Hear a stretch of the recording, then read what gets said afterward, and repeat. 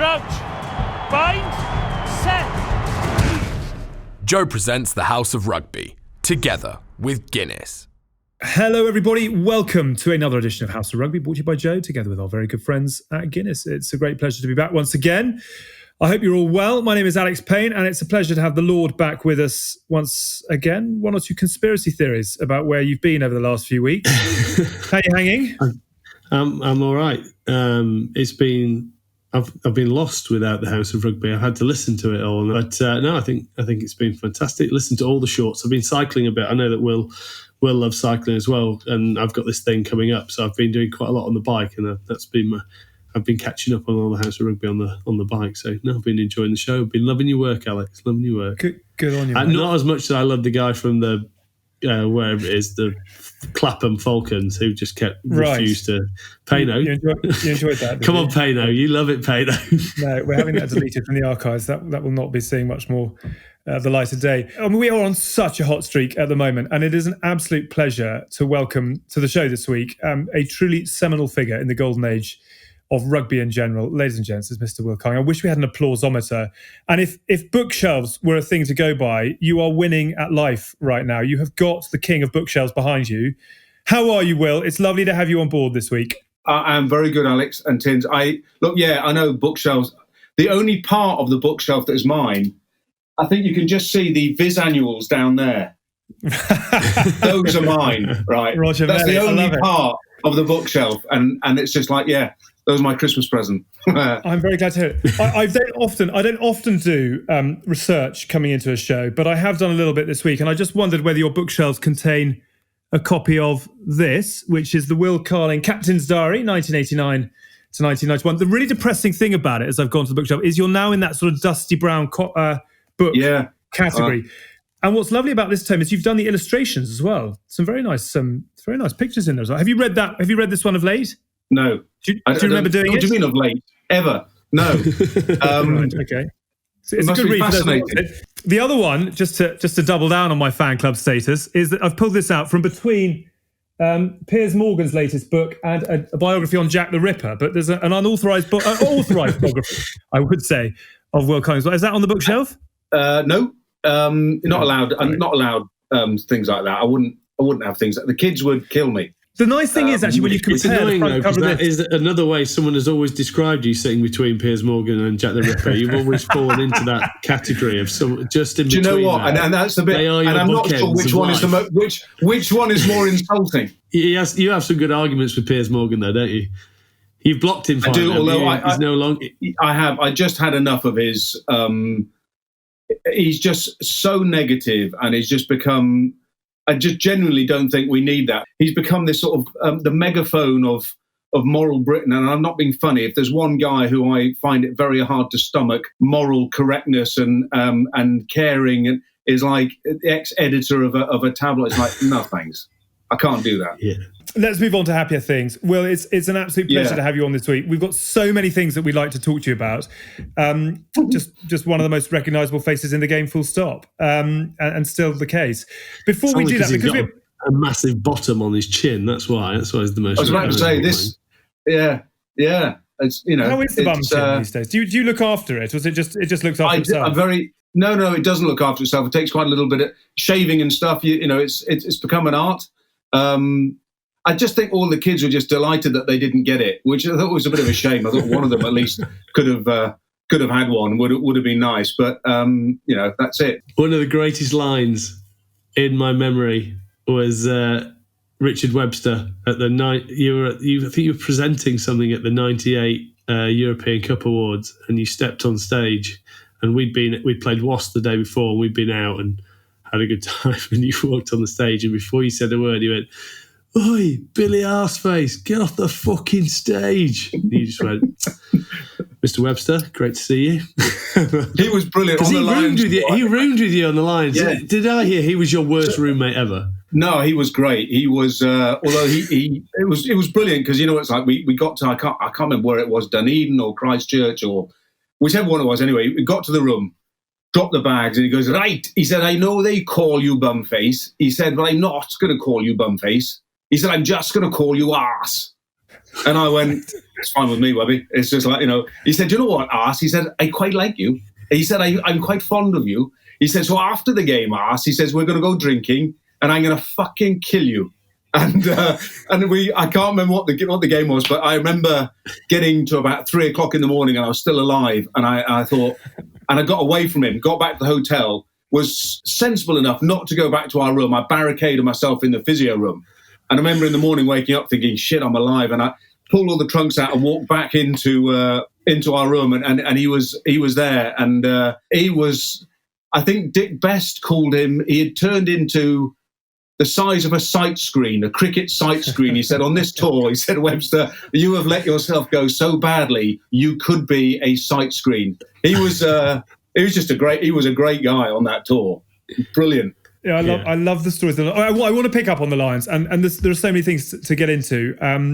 I just very quickly before, there's actually been some quite interesting things going on in the game over the last couple of weeks. And given we haven't got Hask here, we have got the chance to actually have a quick word on the sport itself.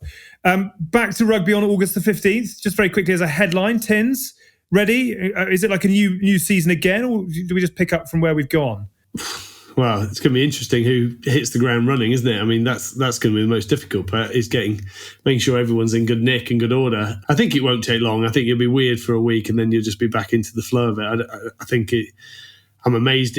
I'm so excited that it's coming back. I didn't think it'd come back that quickly. I generally thought we'd have a load of problems in terms of, just basic contact and being the sport that it is. I thought would be tricky to get back, but it's great. It's great to come back, and I generally can't wait. I'm actually missing it at the moment. Will, there's a lot of chat about global calendars and Six Nations moving to time with the Rugby Championship and, all sorts of reshuffling going on. Are you someone who believes that this is the time to almost take the game, reboot it and get it fit for purpose so that both hemispheres are aligned and everyone's on the same page? Or do we just... Is there enough in what we've got just to get back to what we had? I think it's a chance to have a really good look at it. I am slightly biased, and I want to have a look at it from England's point of view. I mean, everyone's talking about sort of global calendar, and for me, it's like, let's sort out the Premiership, the relationship between the RFU and the clubs, whatever the season looks like up here. What is best? Is the Premiership going to be ring-fenced? Is it not going to be ring-fenced? What is best for the players? Actually, how do we allow our players to achieve the potential they've got at club level and international level? I think looking at those kind of things is really, really interesting. And if they don't take the chance now, it'd be massively disappointing. Too true. Would certainly agree with that. Salary cap down to $5 million, and that's going to go back up again, I think, from 2024 again. But is that going to have a huge impact on players and overseas departures, Tins, and things like that? Or is it just the new norm? I hope not, because obviously I think England will still work their policy that they work with. Whether there's going to be more exceptional circumstances, I don't know, but I would hope not. I hope if players don't see out of this whole thing that the game was already on its way to being a little bit broken financially in terms of what is best for the clubs, that they can't get on board with it. Sorry. Lena's just on fire at the moment. She's never quiet. She makes more sense than Hask. She's very welcome. I did just send Zed a message going, shh, please. So she's obviously moving them somewhere. I think it is a big eye opener, and it needed to be, because I've said for a couple of years how we could, well, not a couple of years, I've said on this show that how we could operate with two marquee players. I just don't think that's necessary. I think when clubs, I'm fully of, as long as clubs are breaking even, all the money should be going to the players. And hopefully through this way, we can try and, if we do look at a more global season, obviously my dossier, I've got to upload it onto all popular websites so people can read it and just fall in love with it. But if we can get that working and reduce the number, I've always said reduce the number of games, but make every player who plays that game the best, not be missing weeks because they're internationals, then I think there is a better way of doing it. But it's down to all the countries getting to international nations getting together, all the and then Premiership Rugby and everyone else really sitting down and working out what is best for the players and what is best for the fans to then generate the most money. Interesting. Curious. I'm curious, Will, where are your levels of interest in the sport right now? Are you someone that sits down on a Saturday to watch and you read the back pages, or do you dip in and dip out? Do you turn up at Twickenham and say hi to a few people. Where is your love for the game, given everything you've been through and done with the sport? Most Saturdays, it's like watching my kids play or do whatever they were doing. And in fact, there's only one sort of left at school. So for me, it was about going to see them and watching them play sport. And also, I just think I never wanted to be one of those sad old blokes who was turning up at the club and would put his blazer on and tie and stand at the bar and go, do you know who I was? And people would go, yeah, I don't care. And you just sort of think, I loved it. I had my time playing and loved that. And then you think it's time to there's lots of other bits and pieces I want to do in life. So I think now it'd be an interesting time because now the kids are all sort of moved on from school, apart from our youngest. She's in her last year. You think, it'll be interesting next year. Will I go and watch sort of club rugby? I don't know. I go and watch, at Twickenham. I go and watch England, obviously, and bits and pieces. But I like to do it in go with the family. It's been nice to sort of go with them and share that. I sort of enjoy that. Low key, enjoy it. Go home. Which is fascinating. And I'm funny enough, coming into this, I was sort of thinking, given the profile that you had within the sport, it's almost curious in some ways that we don't hear more from you about it, but it's obviously a very deliberate decision. You mentioned the other bits and pieces. What is it that keeps you busy nowadays? What is Monday to Friday? Eating mostly. Not that you can tell. I just got a number of different businesses which I've been involved in for a while, and some interesting stuff. Put Amazon Web Services in as a sponsor for the Six Nations, doing quite a lot of bits and pieces with them for player welfare and player safety. They do a lot of stuff in NFL, and maybe we can try and persuade them to do a little bit of that in rugby. And then I'm doing quite a lot of leadership stuff as well in terms of with clients. So it's quite busy. I have absolutely loved going back after Eddie's invite and seeing the current lot and just being involved for a couple of days a week when they're in camp. I just think, I have to keep reminding myself that actually I am not 22 years old or 23 years old, mentally probably only about 12. But I sort of just love watching that environment. So all in all, it's been pretty busy. Do you miss it at all? Or has it been long enough now that, I just want to go back into that environment where you think, God, these were amazing days, or whether you look on it from a total sort of outsider's perspective now?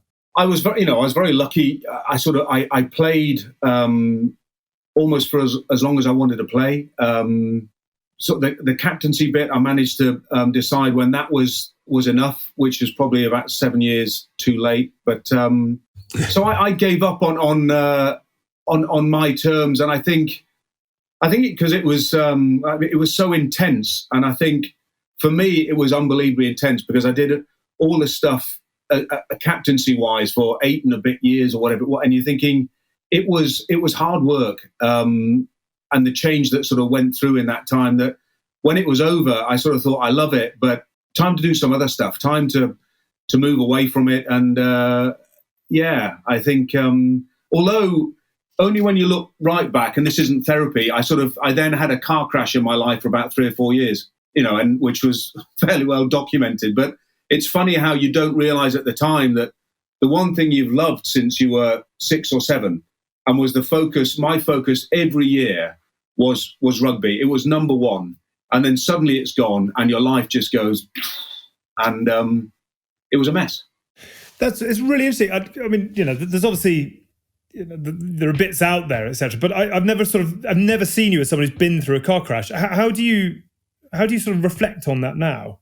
I think it's just, you ended up in situations more sort of in my personal life where you just think, what on earth are you doing, have you done, just because, and this is the weird bit. I think when you play sport, or maybe this is just me, when you play sport, you are unbelievably selfish. It is about you. It is about when you need to train, when you eat, what you're thinking about. It is, your whole week for me was about the game, and everything sort of worked its way back from that. Then you realise everything came second. In my life, everything came second to playing rugby.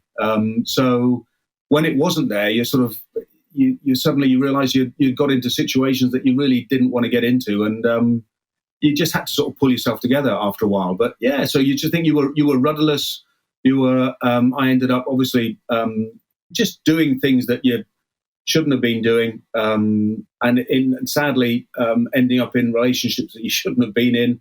And it's just those bits where you think you need to get a grip, Will, because this is a mess.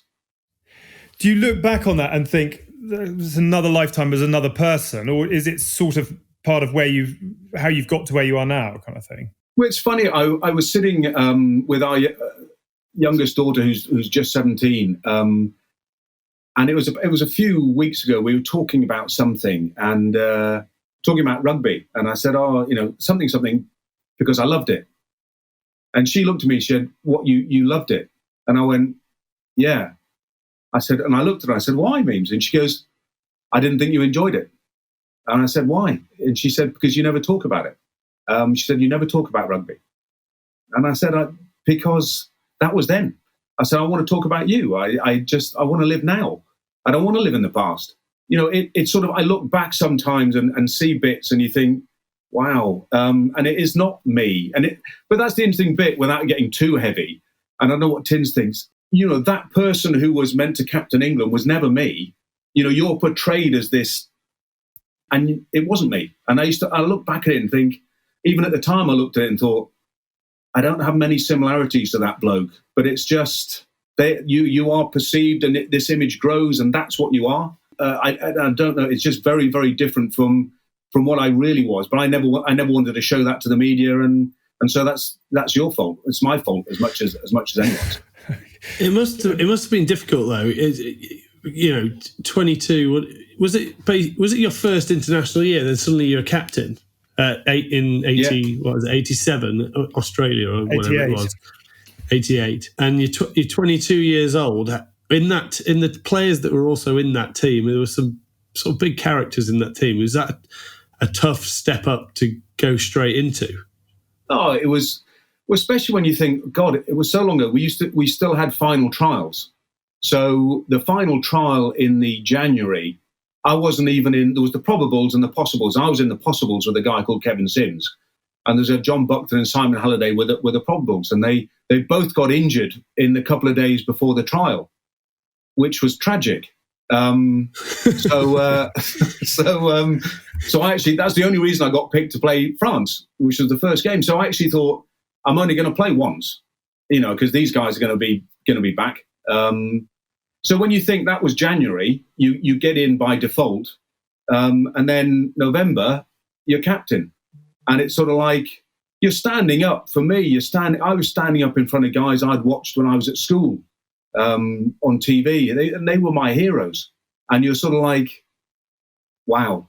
It was very, very hard, and very, very. I mean, I was petrified the first time. I was just petrified. And I remember Paul Ackford. I remember reading years. Paul Ackford said he was so impressed. He said, because I waited for silence in the room before I spoke, and I said to him, it wasn't waiting for silence. I couldn't actually speak. I was sort of, my mouth was dry, and you're thinking, what on earth have I got to say to you lot? And it's sort of, what the hell do you say? You're 22 years old. It was ridiculous. I've got a really good quote here from The Independent in 98, Will, and forgive me for reading it out, but here was a walking, talking set of credentials. A rugged good looker who could do the business in the studio and on the catwalk, as well as on the pitch and in the dressing room. Carling was seriously pucker, all pims and Putney. If England's last folk hero captain Bill Beaumont had looked like a combine harvester, this boy was a 24-carat roller with full leather upholstery. It's got rather a Partridge finale to it. But was that you at any point? Do you have any recognition to the that character? No, because you're meant to be this confident guy, and obviously the Welsh or the Irish, whatever, they're not particularly fond of you, and especially if you start winning games. But there's this view that you were this incredibly confident guy, and you're not. You're the same as everyone. You're just riddled with doubts. But I suppose the thing that drove me, and sort of quite a contradiction, was there was, much as I was petrified and everything else, I remember looking at these England players and thinking, you're great players. We should be winning rugby matches. I want to win rugby matches. This is wearing that shirt. This is my dream, and I don't want to. I hate losing in this, and so we've got to change. And change. People hate change, and there's a cost to change. And if you're going to ask people to change, you're not popular. And but I wanted us to start winning. I thought we were good enough to start winning, and there's the drive in me to do that. But at the same time, there's a human part where you just think, once you take me out of that scenario, I walk into a room, and still now, if I walk into a room, I prefer to walk in quietly, stand in the corner somewhere and watch what's going on and see who's there. But as Tins knows, you'll get quite a few rugby players who walk in, chest out like, shit, I've arrived. You're bloody lucky I'm here. And sometimes I used to look and think, God, I wish I was like that. I wish I was more like that. But I'm not. And then you're arrogant because you just stand in the corner, you don't talk to anyone. That is really interesting. But it's really interesting because the arrogant thing, Will, is something that you've spoken about and you've been labelled with. But where did that come out of shyness? Do you see no way that the character we've just referred to, the 24-carat roller, I'm just fascinated as to how that perception was thrust upon you.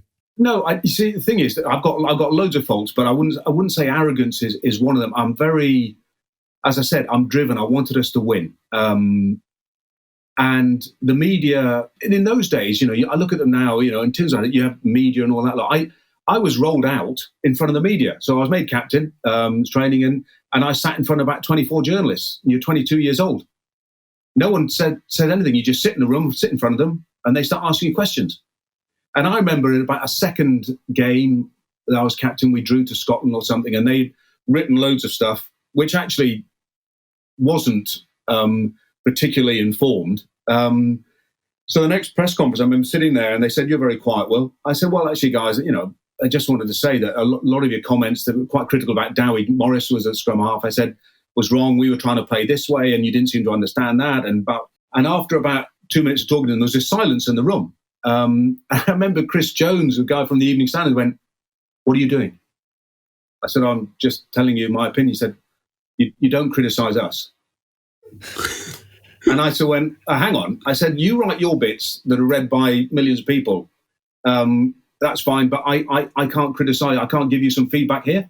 He said, "No." I said, "Well, fuck off." And just got up and walked out, which is not very clever. But it was like, you sort of think, for me, it was like, this is my dream. And you're not mature enough to realise they have a job to do. They've got to write stories. They've got to report on the game, obviously. And so it was just fascinating because no one sort of said, "Will, you need to have a relationship with them." My view was, well, fuck off. I don't need you. And I'll get on and do this. So, and I think, no doubt, I quite understand why they go, arrogant shit. And I just didn't really give them anything. And so began a smooth and easy relationship with the British media that continues to this day. It's absolutely fascinating, and I'm intrigued by it. The other thing that I know you've said in the past a while ago is that you were hot-headed, selfish, immature, impetuous, and stubborn, and I never saw any problem with that. In many ways, were those almost sort of the credentials that got you to where you got to? Do you need a bit of that to become captain of a country at 22 and have the success that you delivered? I don't. Do you know what? And I'm certainly, and I would never dream of putting myself in my class. Have you watched Last Dance? Yeah. There was a bit where he talks about whether he is popular or not, and he said, "Winning has a cost. Leadership has a cost." And it was, and as I said, not putting myself in that, but I sat there and I thought, that's sort of what it was. You're thinking, you're asking the Jeff Probins, the Paul Rendalls, the Wade Dooleys, and the old guys who've been around a long time, and you're this little back from private school, posh little back, and you're going, "We need to change." And you can see them looking at you going, "Fucking best of luck." And I want us to, we're good enough to win if we get ourselves fitter, if we change the way we play, and actually getting them to sort of start giving me ideas and just getting that going. And is that hot-headed?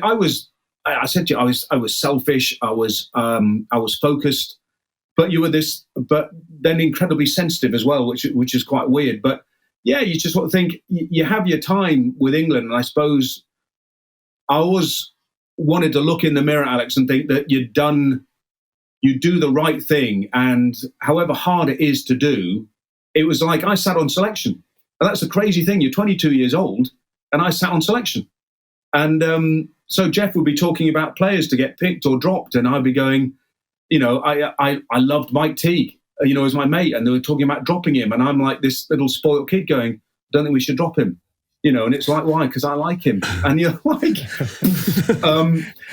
grow up. And so it was fascinating, where you just realised that actually it's not about your mate's will, and it's not about dropping your enemies. It's about what's best for England. And every time you get up in the morning and you talk to them or whatever, make sure you've done it. Is this the best thing for the team? And you tried very hard to hold yourself to those sort of standards.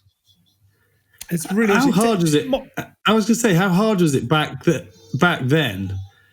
Because obviously now you can access every game around, watch every game, know how a player's playing.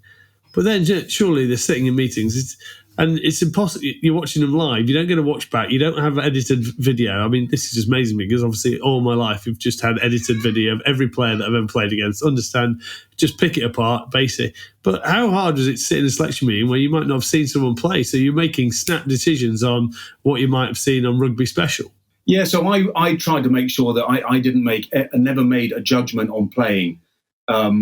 My view I would sit, and if Jeff would sort of talk about what was he like in a team environment, what was he like as a team player, how good is he for, from that point of view. It was more as the character. And I just understood that, they were watching them week in, week out. I wasn't. I was playing one week in every 4 for Harlequins. Nothing outside the M25, please. Christ, not when it was raining. And so you stayed away from that sort of stuff. And I remember saying I had a coffee with Faz, and telling him about. I gave up. We worked, and I remember giving up my job. I worked at Mobil Oil, and I had a good job, and I just thought there's so much that needed to be done, and you didn't have all these backroom people. So I was thinking, I need to ring players every week. I need to know what's happening in their lives. I had a file on them and everything. And I remember thinking, right, I'm going to give up my job. I don't have time for this. And I remember going around for dinner at my mum's and dad's, and she said, so what's happening? I said, I've given up my job. And she went, you've done what? I said, I've given up my job. And she went, why? I said, because this captaincy, so it takes up a lot of time, and I need to focus on it. And she went, right. And what are you going to do for money? I went, I have no idea. And I didn't have any idea. I said, but I've got to do this. I said, I've got to do this. And I can't not do this, because I don't know how long it'll last, and we've got to get it right. So those are when you talk about hot-headed, you think, how bloody crazy is that? You just give up your job, and you've got no idea what's going to happen, but you're thinking, shit, I've got to do this. So what on earth did you do? I'm genuinely fascinated. I sort of set up a company and occasionally sort of made speeches on leadership, which there wasn't a huge demand because we weren't winning anything. So it was God knows how I survived. I remember spending a couple of years where you just thought, shit, every week it would be like, I hope something turns up next week. I hope someone needs something that they can pay me for, because otherwise, I'm not going to be able to pay my the rent or whatever. It was just, but it didn't really matter. It was bizarre. It's fascinating you talk about Dooley and Ackford and Rendell and Moore and Richards and Teague, etc. As a 22-year-old who sort of, as you said, was slightly daunted by it, how did you go about earning the respect of men like that? And at what point did you feel fully captain of the team, if you know what I mean? The only way you sort of can earn trust, I think, is over a period of time. And I basically spent most of the early years, in fact, most of my captaincy, asking them, saying, listen, what do we need to change, guys? You tell me. You're more experienced than me. Talk to me about everything. So basically it was just, I was a sort of a voice piece for them back to Jeff Cook. But very early on, I asked them to appraise me as a captain. I get sort of upward appraisal, gave them forms, said, look, I've obviously got to get better. But for me, I think it was the way of trying to show them that, tell me. And it was pretty bloody blunt, and it was a test of, I'm going to write this down and see how he reacts. And it was just that view of, well, I've got to take it on board then. I've asked for it, and I'll take it on board, and I'll try and deal with that. But I'm not sure I ever really felt as though I cracked it. I remember, I think maybe when I thought I'd done okay was my last game as captain. And I'd gone over on my ankle. And I remember after the dinner, Jerry came up to me and said, Will, we're going for a beer. I said, oh, okay. And he said it was in the Hilton. And we went out, we went into this little pub about 100 yards away, and Winters and Rendell and Wade, they were all in there. And they'd come down. And that sort of still gets me. It's just, I just thought, oh, I must have been okay. That's unbelievable. I mean, that sounds like a sort of a validation in one pub with a pint kind of thing. That sounds like a hugely seminal moment in your career. I just think it's, you never know, do you, how you try and do things for the right reasons, but you never know. But when I sat there and you sort of saw guys who, I loved them. And it just was that moment where you just thought, wow, that's pretty special for me.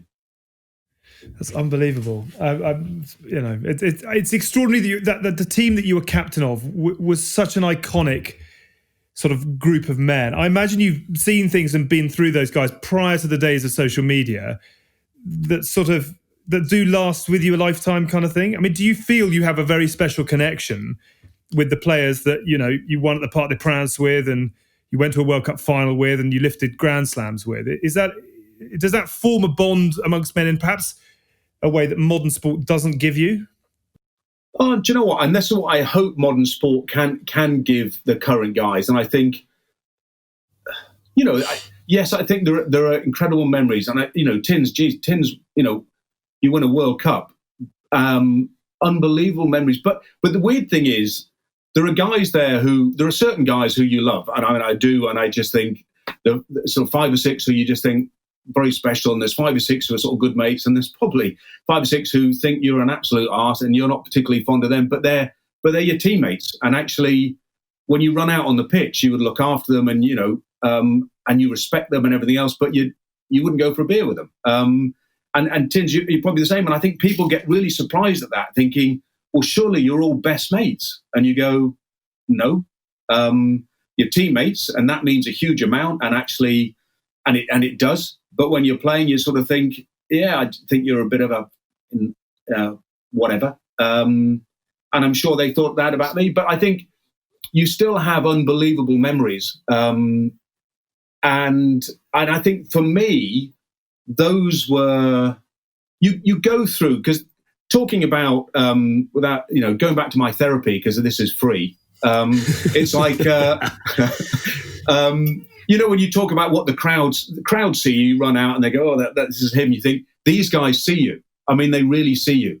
They see you in the build up to games. They see you in the team room. They see you in the changing room before you go out, and you see them, and you really know that person. And I think for me, all the emotions that you used to go through in the build up to games, and it was afterwards you'd be lying in a changing room, and whether you'd just won or it had been a bit lucky or whatever, and you'd lie there, and occasionally you'd look across at one of them and you just sort of smile and you go, shit, that was good. And it's just, there are certain moments for me that you just think don't mean anyone to anyone else, and you can't explain, but you just know that you're lying back in there and you're just thinking, wow. And it just, those are far more important because they're real to me. The stuff that happens out there and what people see up in the crowd, you don't know. You don't know us and you don't know me, but they do. And I know them, and I loved it. It's the kind of thing that if you could bottle it and sell it, you'd never have to work another day again. Is that the kind of bottle, Tins, that you wish you could drink from again?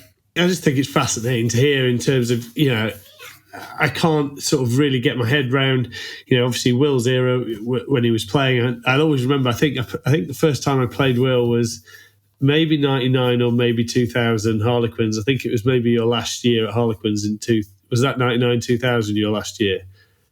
Must have been at Quins then. Yeah, it was at Quins. It was. It was. Not the M4 corridor. No. Yeah.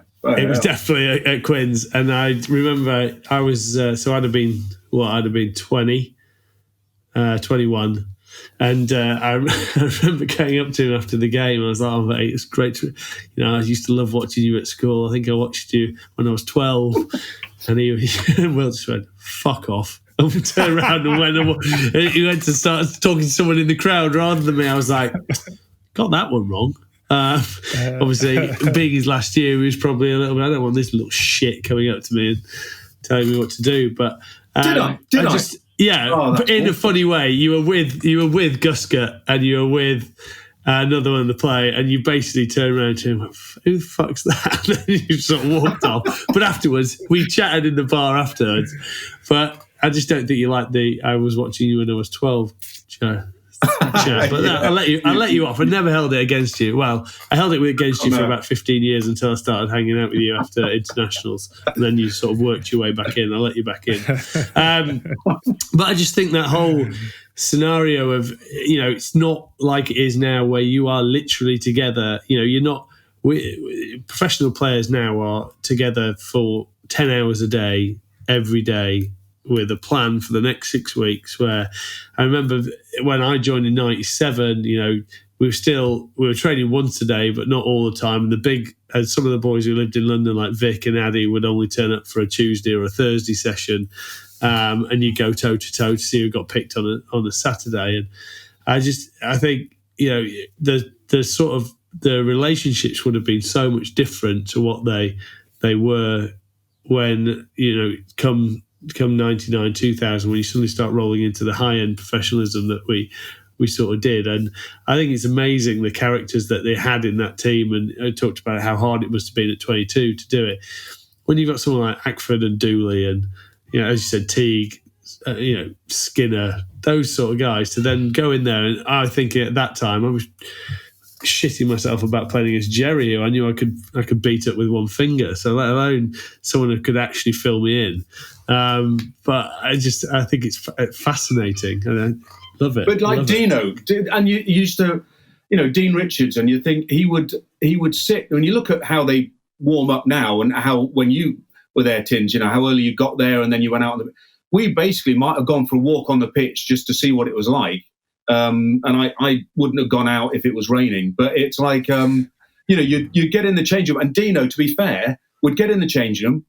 He wouldn't go out and walk out on the pitch. It was quite a long walk. And he'd sit down and he would get out across the crossword and he'd start doing the crossword. And it basically, with 15 minutes to go, I had to say to him, Dino, 15 minutes. And he'd go, right, put it down. I'm not sure he ever did any of the crossword, but he would basically put his kit on. He wouldn't even pull his socks up. I mean, it was just a shambles. And, he'd be ready with about 5 minutes to go. You get in a bit of a huddle and he would amble out and be brilliant. But it was like people sort of think that changing rooms are full of this, great speeches and all that sort of go. And you go, no, they weren't. Are we talking, the perception, and, Tins was 12, I was 8 or whatever it was. But the perception is that and you as a collective were hard men in a hard game. And I'm just wondering, as someone who played it, experienced it, and now is fairly close to the current England setup, it's a totally different game. It's not comparing like for like. But I'm just fascinated in that sort of era. Did things go on the pitch which you sort of look back now and think, how in God's name was that filed under sport? Yeah, stuff that you could get away with, and you did. You would plan, you would look at opposition, and you could give them a really good working over, and you were allowed to. Whether that's rucking, punching, you never got sent off for punching. It was just, when you look back on it, you would just get, come on, guys, could you just calm down? And as captain, you'd stand there and you go, yeah, calm down. And it was just, I remember, and this has been documented loads of times, but I think we played a quarter-final against the French in the quarter-final of the World Cup in 91. And it was probably the most violent game that I played in. Or that I watched anyway, from a safe distance. But it's, and I think Brian Moore watched it with I can't remember one of the referees whether they showed it the other day. Funny enough, yeah, I think they did. But I think he was saying that in the modern, if that had been refereed at modern standards, the French would have had about 6 red cards. We would have had 1, and there would have probably at some point, I think the French would have had about 8 on the pitch. And, we would have had, 12. I mean, it was just, what went on was ridiculous. But I remember very early on, our plan, and Tins talks about recordings and understanding what the opposition were doing. I remember our forwards had their whole preparation and their thinking and planning was that whenever the first scrum happened, that Rob Andrew, whatever we were on the pitch, was just going to put it up on Blanco and they were going to kick the shit out of him. Whatever happened, that was the planning, right? Now, you think the depth of planning that goes in something like that, it just seems incredible. But they were genuinely excited by this. And actually, if you did ever sad enough to watch that game, the funny bit is the first scrum, and the lovely subtle bit was that they would not engage straight away. So there would be a false engagement so that they could all look at Blanco, and a few of them just pointed in the air, just so he knew what was coming. And I've never seen 8 guys get so excited over something like this, but they do the whole thing, scrum goes down, and the best bit is, because I was involved, my job was to actually get hold of Blanco, right, so he couldn't get out. So my job was not try and catch the ball or anything, just hold him. So take him to ground, and then they would arrive. So most of it actually went according to plan, and they did kick the crap out of him, right? But Leonard tripped up leaving the scrum. And I think the funniest thing is, after days of anticipation, Leonard was obviously swearing like hell, thinking, and Blanco comes spinning out of this ruck, and Leonard still stamps all over him on the way. He's right out in the middle of it's open play, but he's still thinking, I'm not going to miss out on this. So actually gets a good couple of boots in on him on the way past. And actually, when you look at stuff like that, you think, yeah. And I'm not sure Serge ever really forgave us. We targeted him like hell in that game because we just thought they are going to get very emotional about their captain, and we want them to start fighting rather than playing because they were too good. If they started playing rugby, they were too good, so we just wanted them fighting. I love the fact that Blanco then thanked Nigel Heslop very much for the receiving that he'd had at the hands of the forwards. Interesting. I just wanted to pick up as well. You said that you sort of broke it down into 3 categories: 5 guys you love, 5 guys who you got on well with, and 5 guys who you went to work with, as it were. Is there anyone who has become a good friend of yours, or you've bonded with, or you've kind of formed a friendship with years after playing, who at the time, it could be opponent or teammate, where at the time you're just like, I just don't get this person? Brian Moore. Really? So Moro, when we were playing, I was silver spoon, posh git, back, and he wanted to be England captain, and I spent what was he there till 95, 6 years trying to get to know him. Used to go for dinner with him, got nowhere near him, wasn't interested. Every time I got up to say something, I go, right, guys, so today, let's try and do X, Y, and Z. Why the fuck do we want to do that? Every bloody time, and he's a bright boy. You had to have a very good reason for it. And so, you sort of went your separate ways, and I sort of really got to know him much better. Went out for dinner with him and Tins's mate, Rob, just before lockdown, and Moro's been around, and you sort of think, yeah, it's very, very strange where you suddenly think, I enjoy his company. He's still barking mad, but he's eloquent, opinionated, he's fascinating, and I just enjoy it. And it's weird how, you sort of think we both come to terms with whatever he thought or whatever it was, and yeah, he's good company. I'm very glad to hear it. Tins, have you got one? No, I was just thinking it must have been hard. If we were looking at how to get back to rugby, you could go back and watch those days, because those backs used to socially distance very well. They didn't get anywhere near anyone that was over 5'11", did they, or weighed over 14 stone. There isn't been. I always said that I had sort of a weird relation with Sips when he first came in, because I was sort of, all my life was built on hard work, and he was just a golden boy that came in. But I once met Distan from Everton, the defender, and I was on my stag do and had 18 mates, and they all played rugby with me, and he was out in Miami. And I said, oh, a few of the lads with you? And he was like, no, I don't have any friends who I play with. We work together and we get on with it, but I don't socially hang out with them. He's like, I've got a couple maybe, but mainly they're my work buddies and my work colleagues rather than anything else. And I sort of turn around and they're my friends over there, but I play with them all the time. And I don't think through my career I've had anyone that played in the same team with and didn't like. Obviously, Robbie Fleck joined, and I hated him when he joined Bath. And I sort of had an argument with our coach, Conley, at the time, that if you sign him, I'm going to leave because, he said certain things to me on the field. We've had fights on the field, and I just think he's an absolute weapon, so I don't really want to play with him. And then he came, and obviously they weren't worried about me leaving. He came, and then I ended up playing with him, and I saw that he was an absolute weapon to everyone on my side, but a legend to everyone on our team. And I just realised that he was one of those guys that when you were on the field, you always wanted to be on his side and not on the opposition, because he just had this red mist that had come over him. He just chased people around the field trying to hurt them. And when it was on my team, it was quite nice to have on my team. But I always knew that I could get him back and get him back into the line, because he'd run out the line and like a fullback upset him, and he'd just run out the line to try and go get him. You're like, Flecky, get back here, get back here. Come on. I go, oh shit, sorry, get back in the line. Then he'd go and tackle someone else and upset him, and he'd go after them.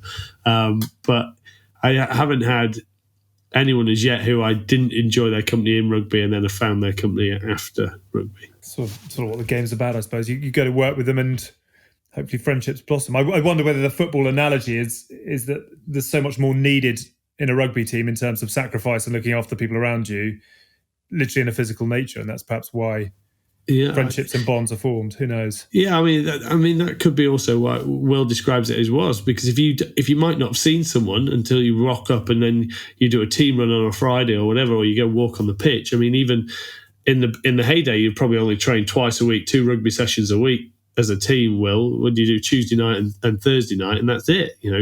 So then if you don't see them that often, you go, right, we'll just get on. I know what he needs in the game or whatever. Whereas I think nowadays you spend that much time with each other, you don't really have a choice about it. I tell you what we can do. Let's take a quick break, and we'll change batteries and charge batteries, etc. So coming up, we're going to talk a little bit more about Grand Slams. We've got all sorts of other things to talk to Will about. We've also got a Guinness Perfect Pour for you. But just a reminder, you are watching and listening to House of Rugby on Joe, brought to you by Guinness, with me, Alex Payne, alongside a pair of legends, Tins and Mr. Will Carling. An absolute pleasure to have 2 former England skippers with us tonight. Don't forget to check out our House of Rugby short series. That's every Friday for you during the lockdown. 20 minutes of no-frills conversation with a different guest each week. And last week we went down the other side of the world and to one of the most unique rugby clubs on the planet, Wakatipu in New Zealand, where the team is made up of locals, including former All Blacks like Justin Marshall, and tourists who holiday in the region as well. Make sure you download the new episode of Sports Pages as well, which digs into the stories behind some of the greatest sports books ever written. This week with Anna Crean on her William Hill Sportsbook of the Year winner, Night Games.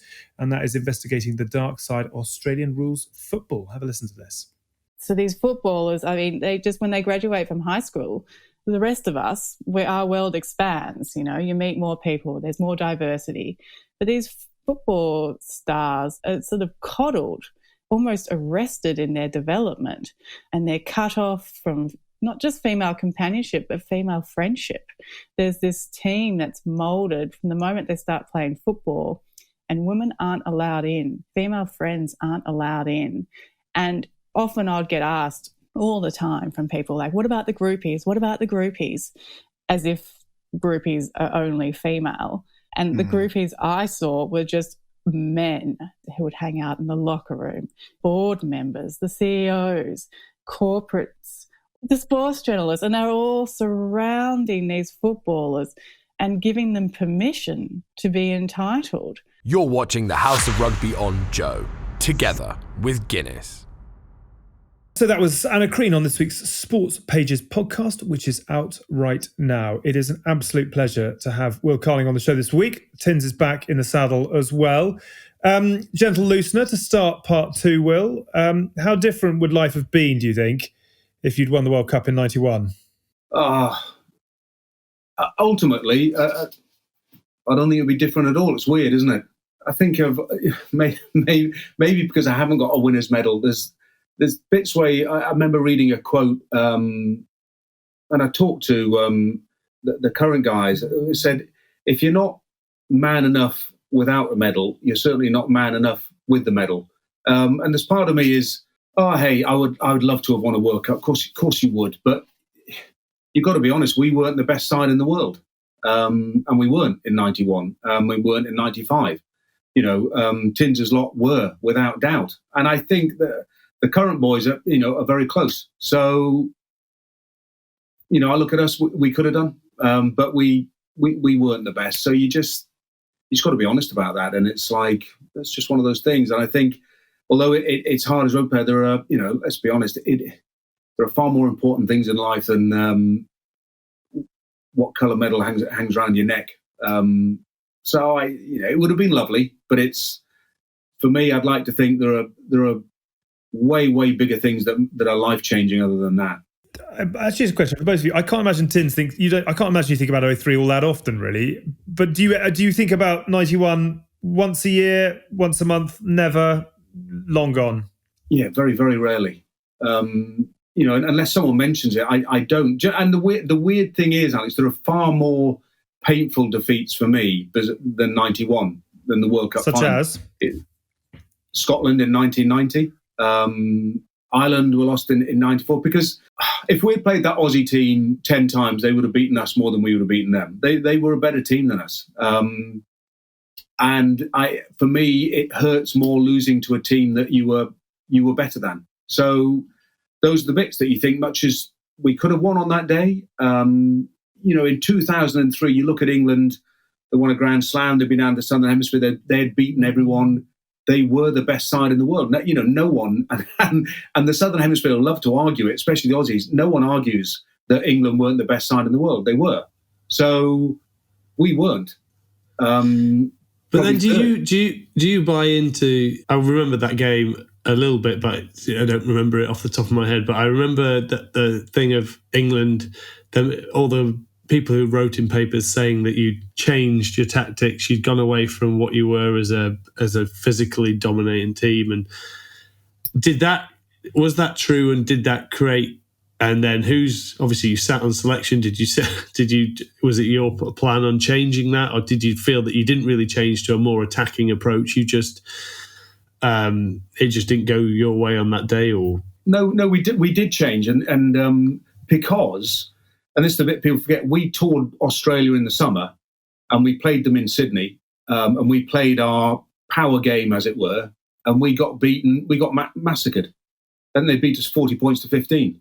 Absolutely stuffed us. So when we got to the final, there was that moment where we spent 2 days, and you know what it's like, Tins.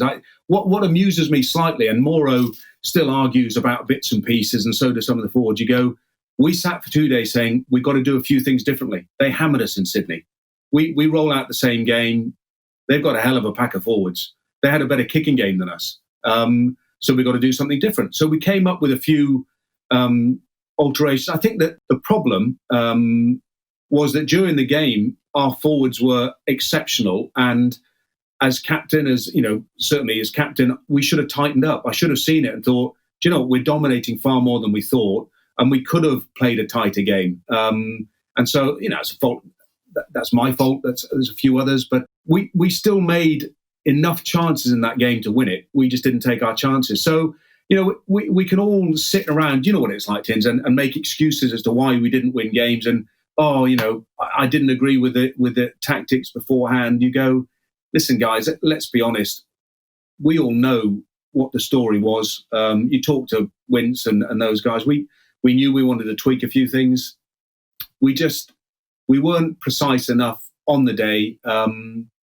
And sadly, just didn't quite.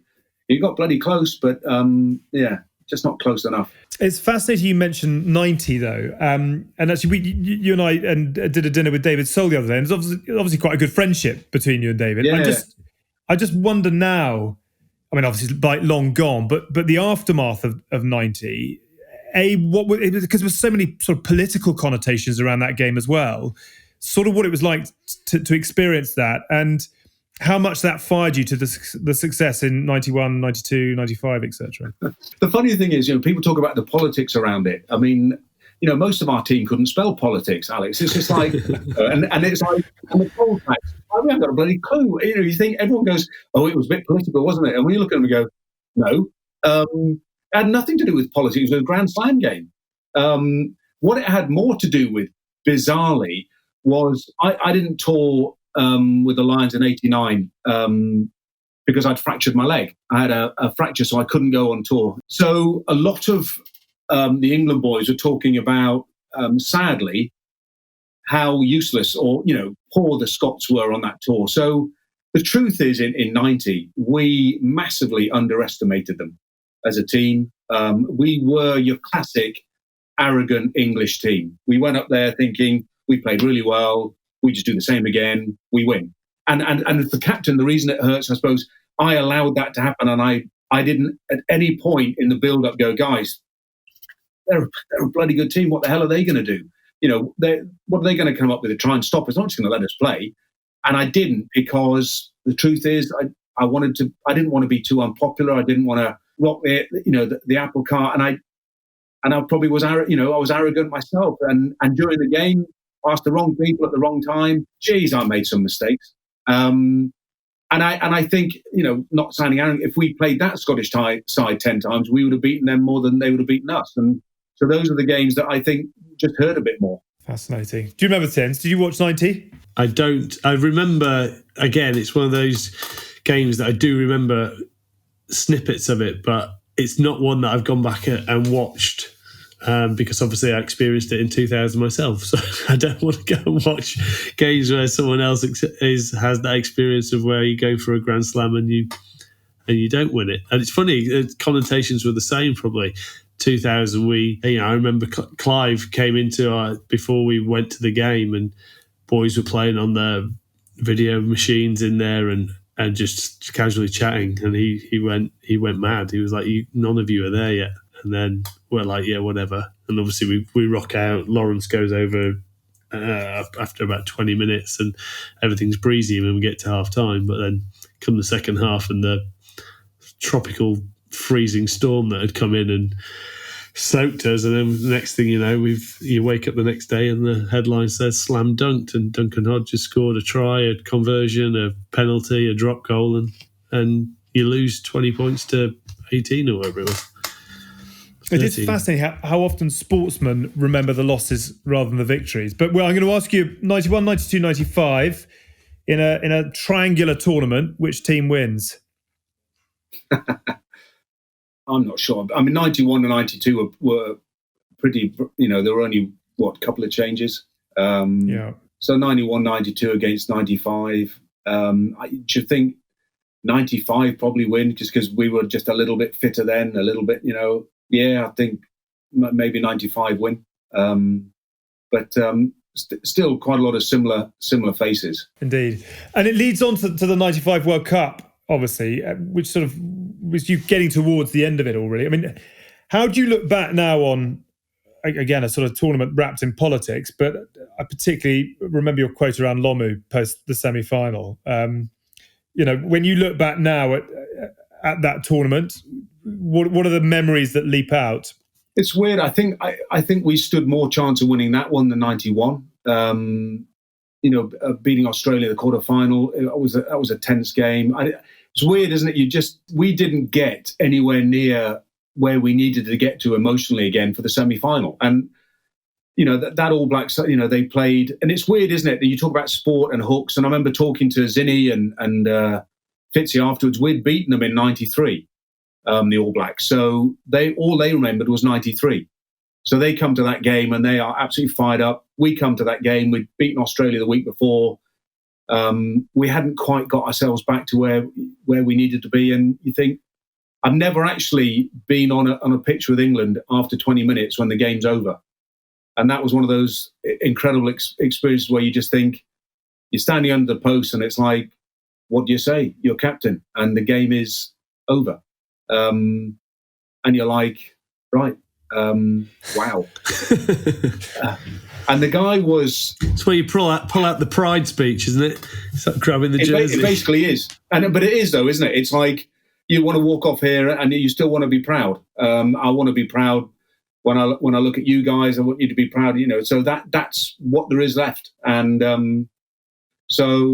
but Jonah, the amazing thing, Alec, is like I sat with him in 2015, which is really sad. We got him over. And is it Nadalu, the Fijian winger? Is it? Nadolo, is it? Nandolo. Nandolo. That's it, Nandolo. And he's a big guy. and everyone's talking about how big he is. And Jonah looked at me and he went, still not as big as me. And actually, that's the amazing thing when you think 20, 25 years later, whatever, the game has changed so much. You know, the guys are so much bigger and fitter and stronger, but there still hasn't been a guy like him, which is incredible when you think about it. Absolutely extraordinary. I just fascinated. I mean, was there a feeling of helplessness that day? And that's quite a curious question, but that first 20 minutes you talk about, it's sort of like whatever you tried, there wasn't really an answer to it. I'm just fascinated to what it was like to play Lomu on that day. And as someone who's been there, experienced it, you know, we made the classic mistake. We made the classic mistake of just trying to. We treated him like another rugby player. The South Africans, you know, when you watch them in the final, they'd obviously worked it out. It was like lions trying to take down a buffalo. The first guy, most of the time, just jumped on him. And then maybe by the time the second guy would just jump on as well, he'd start toppling over. It was just like they most of the time they sort of, you know, had two men. We just left it to one man. And I remember standing in the tunnel at Cape Town, and it's quite a narrow tunnel. And obviously World Cups, you stand next to each other, and there's that stupid macho thing of rugby players where we'd got there just slightly early, so I'm standing at the front, obviously, and then the All Blacks arrive, and you know, Fitzy's there, but you're not going to look at him because you're too hard to do that. I don't know why it's a weakness to look at someone, but you're just too hard, so you just keep looking straight ahead. And then eventually we were waiting for ages. I'm thinking, what the hell? What are we waiting for? And I remember turning around to find out, and I looked and I sort of went over. I think it was Fitzy, you know, whether it was Frank Bunce. It was about four heads, and then it went over this thing, you know, and you're going inside. You're going, oh my God. And then you're saying to yourself, don't show any emotion. For Christ's sake, don't show any emotion. But you're going, what the hell is that? And I sort of looked to the back, and it was the referee, and eventually your eyes come back, and then over Jonah again. And I remember standing at the front, you know, looking and thinking, you watched him on the tapes and everything else, but when you looked at him in life, it was just like, oh shit. And he just was unbelievable. He was unbelievable in '95. I mean, you know, there's all the accusations around the final, but you just think, wow, I don't think a guy has ever won a test match single-handedly like he won that one. It was incredible. I mean, it's interesting. I always thought that if he hadn't have done that in that semi-final, he could have done that in the final. But because he did that in the semi, you have to address that. And you have to basically go, right, lads, we can leave a few other players. Let's just make sure we get him down. And I'm sure that fully dictated where if he'd had a quiet game and you'd have dealt with him all right one-on-one, I'm sure then it'd have been different in the final. But once you've seen a performance like that, as you have to do something about it in the next game. There's no way they couldn't do anything about it. And it's bizarre. It's a little bit like this last World Cup, England against the All Blacks. You know, you look at that and you're thinking, wow, that's... And the South Africans obviously looked at him and thought, Christ, we've got to stop them. And they did whatever they did. But I agree with you, Tins. You think the South Africans just looked and thought, we can't treat him normally. We're not going to do this norm. We've got to come up with a different way of approaching it. And they did. And it was incredible. Unfortunately, they had a psycho in James Small marking him, who probably was right up for it anyway, and he would do anything to get him down. So they're probably lucky. Absolutely, yeah. Wasn't quite Tony. Still got a pizza ad though, did he? Still got a pizza ad. He did very well, I imagine. The other thing, obviously, we have to talk about in '95 is old farts. 57 of them. Yes. And actually, do you know, funny enough, I can remember the day. It was the Pilkington Cup final, and I think it was Bath against Wasps. And I went to Twickenham, and I remember all anyone was talking about was 57 off. Because without going through it, tell me the story from your perspective, how it unfolded, the reaction, and how it sort of unfolded. Well, it was the BBC were doing a documentary. They'd done one on a golf club, and they were doing one on the RFU, and it was quite obvious what their angle was. You know, the golf club, old gentleman running it. Is it time to change? Going to do the same about the RFU. And it was Greg Dyke was interviewing me. So I remember in the Petersham Hotel, sat opposite him. We did the interview, and I was actually relatively circumspect, quite well behaved. And I thought, you know, I know what you're after, but I, you know, didn't really give him too much. At the end of the interview, I took my microphone off. turned it off, put it on the table. He took his microphone off and put it on the table, but he obviously didn't turn it off, which I didn't know. So I walked past him, past the camera, and he just always said, Will, come on. He said, if it goes professional, what do you think? And I just turned around and went, well, I don't know, Greg. I said, I suppose you don't need 57 old farts to run it, do you? Laughed and left. And thought nothing of it because the interview was over as far as I was concerned. And then I was actually playing golf on the Thursday. I think the program was coming out that night or something. And I was playing golf with Gary Lineker, of all people. And my phone went nuts. It was my sort of PA. And she went, the press were all ringing up about some quote you've given them about old farts. And I'm like, what quote? And she goes, and that's interview. And I said, I didn't give them any, So I'm sitting there in the halfway hut with Gary, and Gary went, listen, Will, he said, don't worry about it. He said, even your lot are not stupid. If you've got a World Cup in 2 weeks, he said, they're not going to do anything. And I went, oh, yeah, fair enough. And then obviously it sort of carried on, and I was told by one of our press guy, I think, he said, look, you've got to ring Dennis Easby, the president. He's in the East India Club. You've got to ring him and say sorry. Otherwise, you're in trouble, Will. I said, okay, yeah, sure. So I rang the East India Club and I said, Dennis, Will Carling, look, I'm very sorry. It wasn't a quote that was meant to come out. It was a throwaway remark at the end of the interview, and I'm very sorry that it's caused up. And he went, Will, he said, look, it's very kind of you, but you don't have to carry on. And I said, oh, okay. He said, because you're no longer England captain. And I said, right, okay. And I said, Dennis, can I ask you something? And he said, yeah. I said, can I play in the World Cup? He said, yes, of course you can.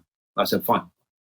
And I said, bye, put the phone down. And actually, it's weird. I didn't care whether I lifted the cup first or last. You just want to lift the cup, don't you? So I was just like, right, fine. I wasn't really that fussed by it. But as you say, that weekend, the place sort of went nuts. I think I sort of got a call back from my agent on the Sunday saying, if you could apologise again to the president, they'll make you captain, because Rob had called me, loads of guys. They'd been ringing everyone saying, will you be captain? And they went, no.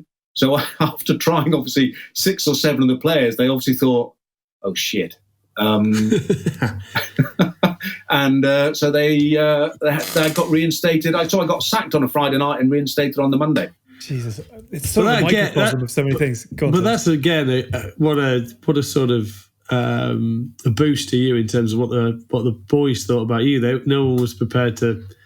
No one was going to go, oh, this is my moment that I could come and do something that I wanted. They had your back, which is the most important thing going into that World Cup anyway. Yeah, and a little bit of that. I think also probably more was just, you're not going to get told by those guys who was going to be your captain 2 weeks out from a World Cup. It was like for something that actually, for Christ's sake, it was a throwaway remark. And, that was, the guys were just like, come on, grow up, basically. Yeah. So that was in 1995. I'd love your view on the establishment at Twickenham in 2020. How far has it come on? Well, I'll tell you what, they certainly haven't forgotten with me anyway. So I'm not sure the committee side, I think the way it's set up is it doesn't change much. I think there's all sorts of challenges for the RFU, even recently. And it's fascinating when you look at how much they say the RFU make and how much is put into grassroots rugby, and then you look at the most successful union in the world in New Zealand. And I was told that New Zealand don't basically put money into grassroots rugby at all. They invest it all in the All Blacks and their super rugby teams. And their view is, we get this right and kids will want to play rugby. And I tell you what, it's fascinating, isn't it? Because in 2003, more kids wanted to play rugby than ever before, I would say. More people wanted to sponsor rugby than ever before. And I do think there's part of the RFU that you look at it and go, guys, I know grassroots is very important, but you get this bit right. You sort out the issue between the Premiership clubs and the RFU, and you give you give the guys the chance for their talent. And, it'd be fascinating to see what impact that would have on rugby. Very diplomatic. Very diplomatic. We won't leave your mic on, I promise. A couple of other bits I want to ask you about is your Lions career as well. And actually, funny enough, producer Side dug up a quote. Ian McGeechan said that you struggled with the environment. Does that ring true? He said also that the most difficult conversation he's ever had to have on the Lions tour was with you post the first test in 93. How do you reflect on the Lions and the memories of that tour? So 89, I fractured my shin, so I couldn't go. 93, I went, and I was awful. And it's weird trying to explain. I mean, this is the bit where, well, you'll have seen it. You get emotional thinking of certain guys, but for me, it was weird. We'd had an awful season, but the Teagues, Winterbottoms, Dooleys, they were retiring, and that really completely did my head in, bizarrely, because it was like, these are the guys who looked after me for 5 years as captain, and they were going, and I honestly didn't know whether I wanted to carry on playing rugby or whether I wanted to finish. And I went on this tour, and I was all over the place. And I remember I got dropped. And this was great. And Mike Teague said, "Come on, we'll go for a beer." So we're having a beer, and Peter Winterbottom turned up, who sort of out of everyone was like my hero. And he sat down, and he hadn't talked to me for a while. And I said, so I looked at him. I said, "Okay, Wince, what's the problem?" I said, "You haven't spoken to me for about 2 weeks." He went, "Because you've been shit." and I went, right. And you signed him up as your therapist from there, did you? Well, it was just like, Teague, went, "You're a sensitive bastard, aren't you?" And he goes, "Well, you have." And I went, "Yeah, I have." And I said, "Well, why is that annoyed you?" He said, "Well, because I told everyone down here you're good. And you've been shit." And I went, "Right." He said, "So fucking sort it out." Had his beer and left. And it was like, oh, okay. But I, in all honesty, Alex, I shouldn't have been captain the first test. If I'm really honest, it's one of my big regrets that I didn't play well on that. And then 97, I think Geach was very upset in the sense that there was talk about me going on the tour in 97, and I'd had conversations with Fran Cotton and stuff. And like, I'd given up the captaincy in 96 and I'd played 97. And I remember playing the first game against Scotland in the Five Nations was, and I could feel myself just freewheeling sort of to the end. And I remember playing my last game in Cardiff, and I had a coffee with a mate, my oldest mate, in the hotel in the morning. And would never have a coffee with someone, even my mates. I wouldn't talk to them. And I was thinking, "You're gone," and I'd gone. I thought I was finished. And I just tried to say to him, I would love to go on a Lions tour to South Africa, but I'm finished. I would be of no use to you. And I think Geach took that as an insult. And I saw Geach a few months ago and sort of said to him, "Do you know what, Geach?" Because in his book, there was a sort of slight thing that Will wasn't really ever into the Lions. And I think that upset him. And part of me was like really angry, being the selfish, self-obsessed git that I am. And I sort of was really annoyed. And I just thought, actually, here's a guy who loved the Lions, and I can see what he means. And I went up to him and I said, "Geach, someone showed me a book, and part of me was really angry. And then I thought, actually, I'm sorry. And I said to him, "I'm sorry, Geach. It wasn't that I wasn't interested in the Lions. All the timing was wrong, and I let you down in 93, and I was just trying to be honest in 97. But I said it's a great shame that I never, personally, I would love to have played well for the Lions, but I said it certainly was never anything about not wanting to be a Lion. I would love to have played, and I'd love to have played well, and I'm really sorry for letting you down." And I hope that has made a little bit of amends with him, but words are easy. Do you know why in 93 it just didn't click and didn't happen? As I said, because there was part of me thinking, I'm going to stop. In 93? Yeah, 93. Because these guys are retiring. And I was like... I see. And I was thinking, actually, I don't want to play for England if they're not there anymore, because they were England to me. And, they're not going to be around. And that's the very strange part of me, whereas, I'm really attached to them and feel as though I owe them a huge amount if they're no longer around. It was, and that's sort of where I was in 93. And I just, and the best thing actually, bizarrely, I think that ever happened to me was I got dropped. I'd never been dropped from a rugby team in my whole life, from school, anywhere. And suddenly, Geach drops you, and I spat my dummy out, and you sulked, and after 2 days you go, well, so go on, then you can retire, can't you? You're finished. And I just thought, actually, no, I don't want to retire. So I'd like to think, I had one more, the last couple of games I actually pulled my finger out a bit, but it was a bit too late. But it just was a real kick up the arse, and I needed it. It's really interesting. I suppose, and sort of moving towards the end of your career, you touched on it earlier. Was it when you knew that the time had come and the time was done? Was it an easy decision to make, therefore, or did you find yourself trying to find ways to reignite the fire?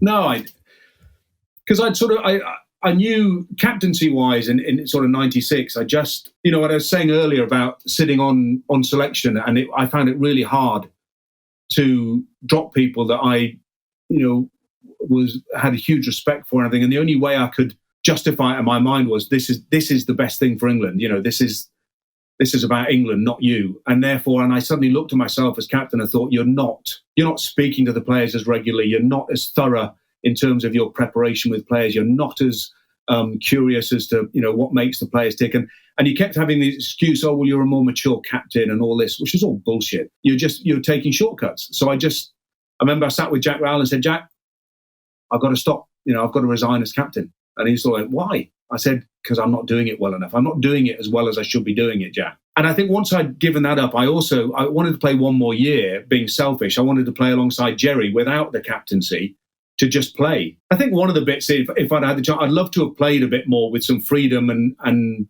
have developed as a player a bit more without the captaincy. Not that I'd ever change it. So I thought I'd love a year with Jerry. And then he made Phil de Glanville captain. And I thought, oh, well, shit, then I'm not playing. And then for some, he picked me instead of him. Jerry sat on the bench that year, which was quite surreal, really. But that whole year, I could just feel it just going. And but actually, bizarrely, Alex, I think is really nice because I think you come across a lot of guys who can't let go. And, for me, it was I just thought, shit, I've been really, really lucky.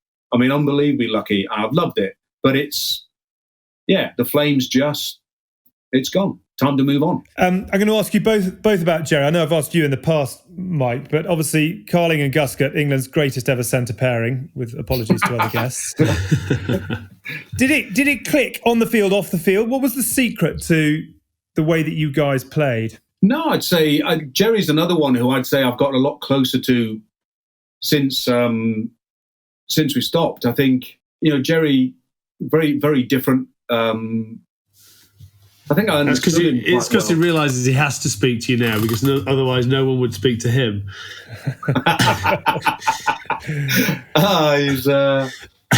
He's an interesting boy. But I just think I worked out. You just sort of understood where he would be coming from, what his angles and everything else, and so you knew how to try and make a little bit of space for him. And if you gave him just a little bit of space, shit, he was devastating in the playing side. And I think I understood him well enough to realise that, in a way, I was never going to be his kind of guy. He used to try and pretend to go drinking with the forwards. I mean, it was pathetic to watch, but he thought he was up there with them, and he was just a mess. So you just to leave him to do that. But he was, he's an interesting boy. But he was outstanding. I mean, just genuinely special. Was it a case? I mean, there's a lot more in there, and I don't want to probe and break anything. But it sounds like very different peas from very different pods. But actually, when you went to work together, it clicked. Yeah, I think Jerry felt, if you looked at the back line he came into, you'd have Rob Andrew, Cambridge. I had been to university, and Simon Halliday was around. He was, was he Oxford? Jonathan Webb was Bristol. It all sort of, it was classic English, white, educated, and Jerry arrived, and it was like, and what university did you go to, Jeremy? And I think he felt a little bit like that, and so as Tins knows, part of his brilliance was his edginess and everything else, and he slowly worked his way through that, and I'd like to think we slowly worked our way through. And so you just sort of thought he was pretty unique. He's unique as a character, but he was certainly unique as a player. Maybe now, as you get a little bit more mature as people afterwards, you just think, actually, yeah, we come from very different backgrounds, but actually, I enjoy his company. Where would you both rate him on talent? I mean, you both had glorious careers, but was there something about the way he played the game? Look, I just think he was another player where you could say he was ahead of his time in terms of the not just only his skill set, but the physical attribute and the skill set of being he invented basically the drift on the pass that everyone wanted, and you've got that much pace, and when you sort of your defenses were set up like they were, people were watching the ball and not watching the man, and if you didn't watch him as Will said, and you gave him 10 centimetres head start on you, you're not catching him. And that was where he was brilliant at. He was, for me, obviously he was my mentor, and he was always hard on me. He basically didn't talk to me for about a year and a half, and I'm like, I'm not sure I'm getting everything out of this mentorship. But he was waiting for me to earn my stripes, and it took me to do something I think I ran over Cathy once, and that was after I'd been there for a few months, and he sort of opened the door a little bit and he let me in. But by letting me in was like, come round to the house, we'll have a chat. And basically I walked in there and he goes, right, you can't catch, you're not very good at passing, you don't have an outside break, how the fuck are you going to play professional rugby as a centre? I was like, right. Okay, that was basically it. We had a 10-minute chat. He didn't give me any answers. He basically just let me go out. I was like, obviously, my first northern reaction is, well, I'm going to beat the fuck out of you. That's how I'm going to do it. But then over the time, he spent time with me and taught me not to look away from the game that I thought, because it created space for other people. But from it, as Will said, we were better. Our friendship's better after the game now. I have a better friendship with him now. Because, you're as a 18, 19-year-old at the time, all I was trying to do was impress him to start off with and seek his approval. Whereas now you can actually just have a chat with him and actually get to know him. But, I always say he was just ahead of his time in terms of how he could understand how to manipulate defences. Whereas nowadays, normally the defences are way better than the attack, so it takes something special. Whereas then, if you had guile, you could fox a defence and he could do it quite often. Well, same question. I mean, yeah, the key to Guscott was what? I think the bit with him was his acceleration when he was so smooth. A lot of guys, if you were playing, you could see them almost straight. Jerry was just this. He just suddenly. Speed was just accelerating away, and you would think it was effortless. And I think that's where people just thought, oh, hang on. And by the time you realised he was gone. And I think, as Tin said, he just used to have a look to see where the space was ahead of him, and then he would be accelerating.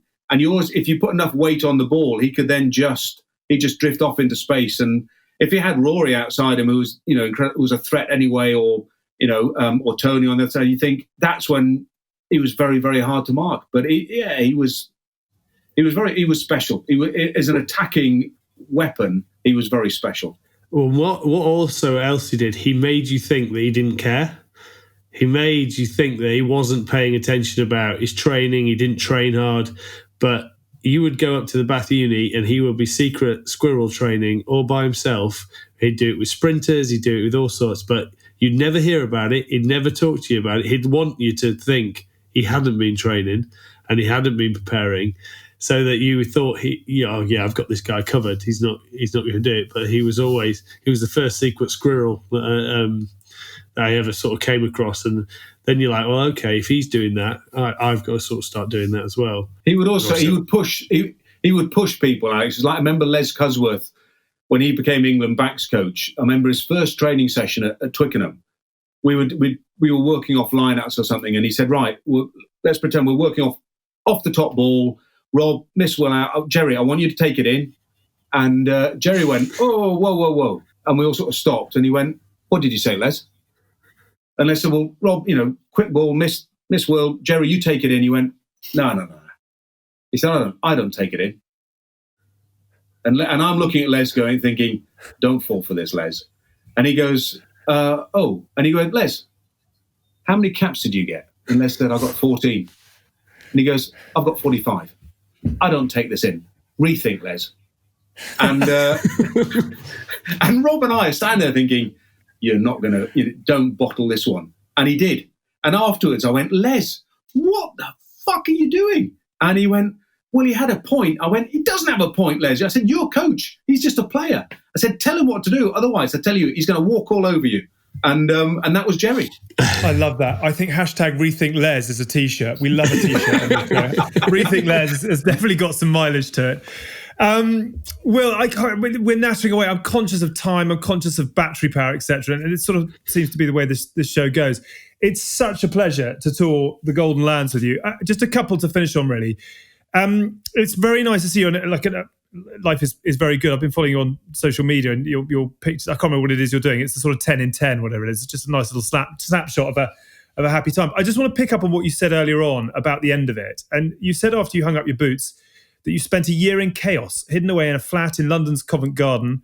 I lived there for a year and I didn't open the blinds once. My parents didn't even have the number. They didn't know where I lived. No one knew where I lived. And that was quite weird. I mean, that's an extraordinary thing to say, and an extraordinary thing, I imagine, to have gone through. Was that just saying goodbye to the game, or was it all sorts of other things in your life at that point? Yeah, unfortunately, it was all sorts of other things, slightly high profile other things. Yeah, I think, so I spent a year and I basically got followed every day for a year by paparazzi motorbikes. And it was weird. And yeah, so I had this bolt hole in Covent Garden and had an underground car park, and I had to lose them before I got back there. So they never found where I lived. And I parked underground, no one would be able to see it.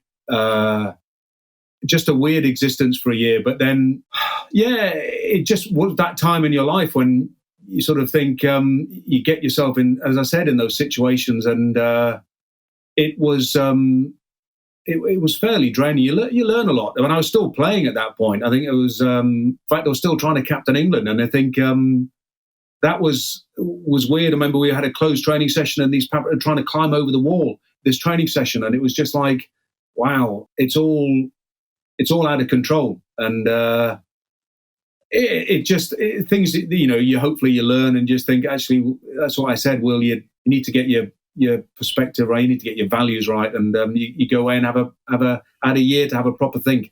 How do you get yourself out of that? Oh, hey, I'm an old romantic. I was helped out of my car crash by Lisa, my wife. When I met her, yeah, she got me out of it. I think she just taught me all the bits and pieces that are important in life in terms of family, and she's strong. And you think actually, I listened. Her background, sort of half Italian, all that bits and pieces, and actually, she managed to make me start seeing, what's real in life and what's not. And you go through we went through her and I went through a pretty horrible time, but you look back on it 20, 21 years later, and it's just like, bizarrely, it's one of those bits where you spend 10 years having smoke blown up your arse. It doesn't do you a lot of good. So you get flawed for a few years, brings you down to earth, and actually you think, I wouldn't choose it, but probably did me a lot of good.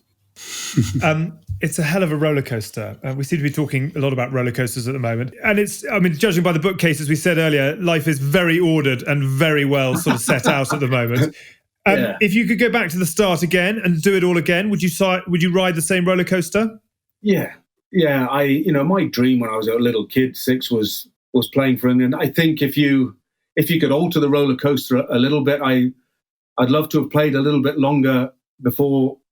I never thought I'd be captain. I'd love to have just been a player for a little bit and been able to play a bit. But hey, if someone had said to me, you get to captain England for 8 years, 8 and a bit, you think, really? Oh, yeah, I'll take that. So I loved it. I loved it. And I absolutely did. And I think, I would get on that. And I just hope when the roller coaster, at certain points, you'd think, yeah, let's go that way this time, Will, and not make those mistakes again.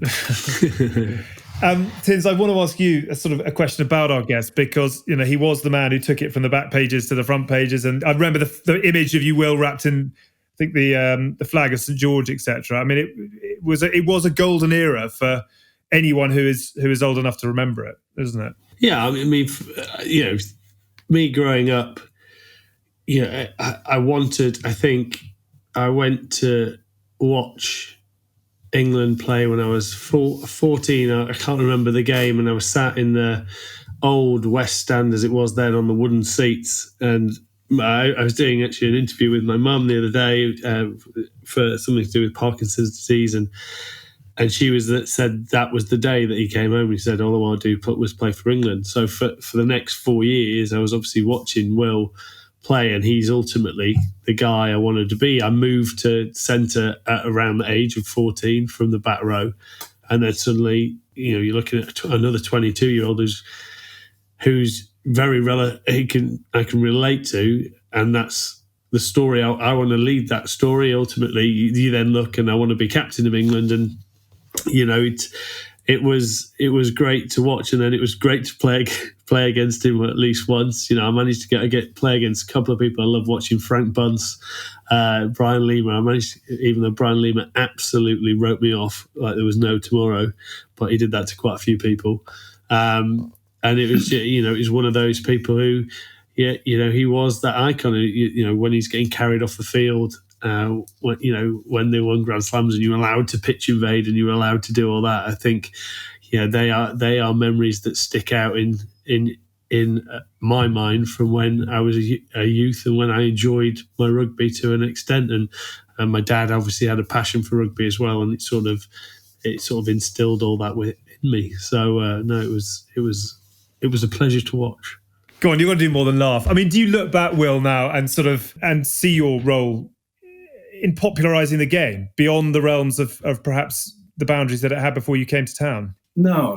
I mean, no. I think I look back and I just think, and this is what I hope every generation. And I listen to Tins, he does. I look back and think, I was lucky to play with the guys that I played alongside, and I loved that. And it was, it might sound a clip, but it was, it's a team thing. It's not a one guy thing. It's not, we've just been talking about Jerry, how good he was, and then there's Rory, and there's, there was Rob, and then we had some unbelievable forwards. So you're thinking, you were lucky to just be around at a time when had Jeff Cook, and I think Jeff Cook is probably one of the guys who, and Roger Utley, when they set it all off, it's like they don't get anywhere near the praise that I think they deserve. You're thinking, in their time, English rugby changed so much because, they sort of settled on selection and actually started to get guys thinking in a professional way and thinking in a confident way. And so you just think, hey, you were lucky to be around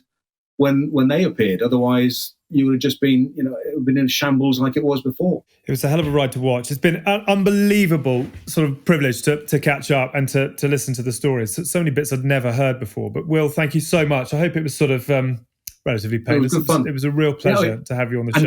And thank you both for the therapy. It's been unbelievably cheap.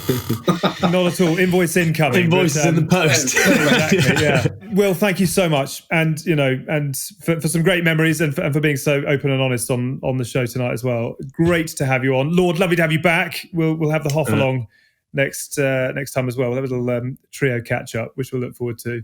Thank you so much. That is it for this week, ladies and gents. Thank you for watching. Thank you for listening to House of Rugby on Joe, brought to you together with Guinness. Don't forget, you can dig into our entire back catalogue. That's available on podcast and YouTube, and you can chat about it in our Facebook group as well. Don't forget to download Sports Pages. That's the interview podcast from Joe this week with the Anna Crean superstar, author of the award-winning Night Games, about dark underbelly of Aussie rules. Thank you to Tins. Thank you once again to the great Will Carling. We'll see you on Friday for our House of Rugby shorts this week from the Championship, and then we'll be back next week with the main show itself. Until then, look after yourselves, be good, be kind, and we'll speak to you soon. You've been watching the House of Rugby on Joe, together with Guinness. Drink responsibly. Visit drinkaware.co.uk for the facts.